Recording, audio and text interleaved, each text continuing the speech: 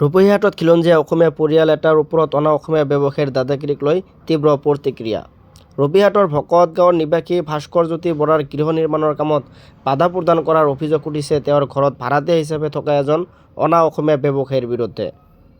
নিজৰ মেধিবতাৰ মাটিত ভাস্কৰ বৰাই গৃহ নিৰ্মাণৰ কাম অব্যাহত ৰখাৰ সময়তে আজি হঠাৎ অনা অসমীয়া ব্যৱসায়ী এজনৰ প্ৰৰোচনাতে নিখিল বৰ্তা আৰু ৰাজেশ নামৰ লোক দুজনে গৃহ নিৰ্মাণৰ কামত নিয়োজিত শ্ৰমিকক কামত বাধা প্ৰদান কৰাক কেন্দ্ৰ কৰি সৃষ্টি হৈছে এই প্ৰতিক্ৰিয়াৰ। অসমীয়া যুৱকসকল একগোট হৈ অনা অসমীয়া ব্যৱসায়ীৰ দুই অসংগী বিসংগী নিখিল আৰু ৰাজেশৰ বিৰুদ্ধে ৰূপহীহাট থানাত এজাহাৰ দাখিল কৰে। এই ঘটনা সন্দৰ্ভত নগাঁও জিলা বীৰ লাচিত সেনাকো অৱগত কৰিছে ভুক্তভোগী অসমীয়া পৰিয়ালটোৱে। নিজৰ ভূমিত আজি অসমীয়া পৰিয়াল এটা ভাবুকিৰ সন্মুখীন হোৱাক লৈ সৰব হৈ পৰিছে স্থানীয় লোকসকল। অনা অসমীয়া আহি পেলাই আমাৰ ইয়াতে আমি নিজৰ কনষ্ট্ৰাকশ্যন কাম কৰি আছোঁ। আমাৰ কনষ্ট্ৰাকশ্যন কোম্পানী আছে, এয়া মোৰ নিজৰ মামা, ঠিক আছে। এই তেওঁলোক অনা অসমীয়া আহি পেলাই আজি এইটো কিমান বছৰৰ পৰা হৈ আছে। আমাৰ থলুৱা মানুহখিনিক আহি পেলাই তেওঁলোকে সদায় অত্যাচাৰ কৰে, ভাবুকি দিয়ে। তেওঁলোকে আমাৰ নিজৰ মাটি দখল কৰাৰ ধান্দাত লাগি আছে।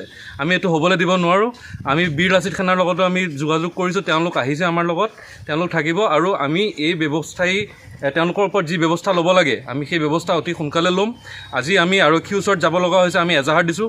আমি কেতিয়াও থানা দেখি নোপোৱা মানুহ, আমি তেওঁলোকৰ কাৰণে থানালৈ যাব লগা হৈছে। আৰু আমি যিহেতু প্ৰফেশ্যনেল মানুহ, আমি কাম কৰোঁ আৰু আমি তেওঁলোকৰ কাৰণে তেনেকুৱা যাতে কাম বন্ধ কৰিব লগা নহয়, সেইটোৱে আমাৰ সকলোকে অনুৰোধ। সকলো যাতে আমাৰ লগত আহক, ওলাই আহক, এই অনা অসমীয়াৰ বিৰুদ্ধে আমি সজাগ হওঁ আৰু তেওঁলোকক আমি ইয়াৰ পৰা খেদাৰ ব্যৱস্থা লওঁ। তো কি হৈছে মানে আমিতো ঘৰতে ইয়াতে মিস্ত্ৰীসকল কাম কৰি আছে। মোলৈ ফোন মাৰিলে যে খুৰা আহকচোন, কি হ'ল বোলে আমাক কাম কৰিব নিদিয়ে, ফোন কৰিছে। বোলো কোনে? বোলে ভাড়াতীয়াসকলে। বোলো সিহঁতক সেইটো অধিকাৰ ক'ত পালে? মাটি মোৰ মাটিত মই কাম কৰাইছোঁ, মই ঘৰ বনাইছোঁ, মোৰ তেওঁলোকে অধিকাৰ ক'ত পালে তোমালোকক বন্ধ কৰিবলৈ? সেই আহিছোঁ, আহি মই তেওঁলোকক নাপালোঁৱেই। পিছত মিস্ত্ৰীৰ মুখৰ পৰা গোটেইখিনি কথা মই গম পাইছোঁ।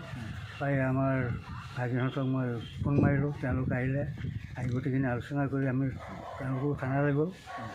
থানাত কথাখিনি আলোচনা কৰাৰ পিছত থানাই ক'লে যে এখন এজাহাৰ দিয়ক। সেইমৰ্মে তেওঁলোকে গোটেই বস্তুখিনি তাৰপিছত এজাহাৰত লিখি থৈ আহিছে। মানে এনেকুৱা ভয় ভাবুকি দি থাকিলে। আপুনি এনে কি কৰিছিলে? মই আগতে আছিলোঁ, এতিয়া বৰ্তমান ঘৰতে। মানে ইয়াৰ স্থায়ী বাসিন্দা? মোক স্থায়ী বাসিন্দা, সেইখিনি মোৰ নিজৰ মাটি। তেখেত আমাৰ স্কুলৰ প্ৰিন্সিপাল আছিল।